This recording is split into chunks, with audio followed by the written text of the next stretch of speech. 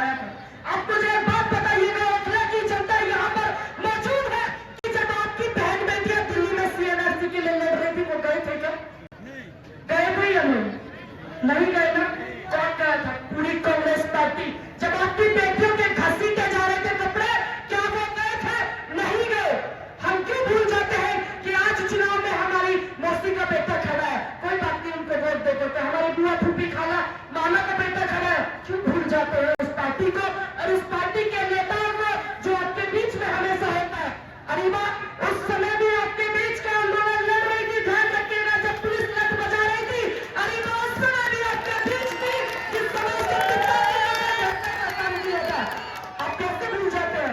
यहाँ से विधायक अमानतुल्लाह जी को मैं कहूंगी कि जब आपकी बेटियों को घसीटा जा रहा था, जब आप कहाँ थे? आम आदमी पार्टी कहाँ थी तब?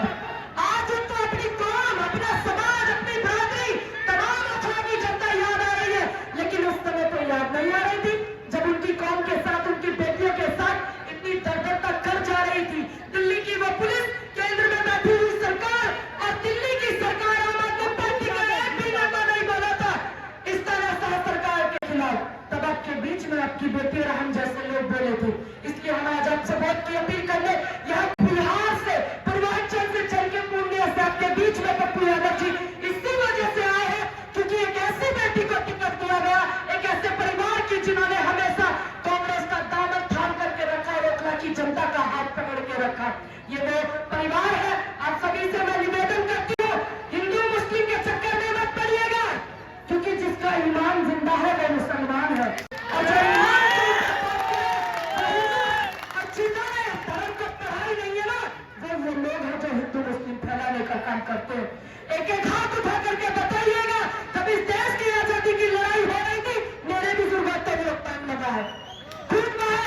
अगर आपके बुजुर्गों को भी देश की आजादी में गली गफ्फार, अशफाकुल्लाह खान, शहीद आजम भगत सिंह, अगर आप उनके अनुयायी हैं तो एक एक हाथ ऊपर उठा कर बताइएगा कि आपके बुजुर्गों का खून बहा है देश की आजादी में या नहीं?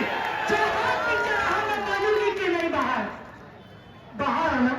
तो इसलिए आपको कोई यहाँ से नहीं हटा सकता। आप लोगों से अपील करती हूँ, समय का बड़ा अभाव है, पप्पू यादव जी को एक प्रोग्राम में भी जाना है, मैं उन्हीं को आमंत्रित करती हूँ सीधा सीधा आपके बीच में कि वो है और आपसे रूबरू है। एक बार याद रखिएगा, इंकलाब इंकलाब इंकलाब हो चाहे खून से मगर, लेकिन सच लिखा जाएगा और आसमान में लिखा जाएगा।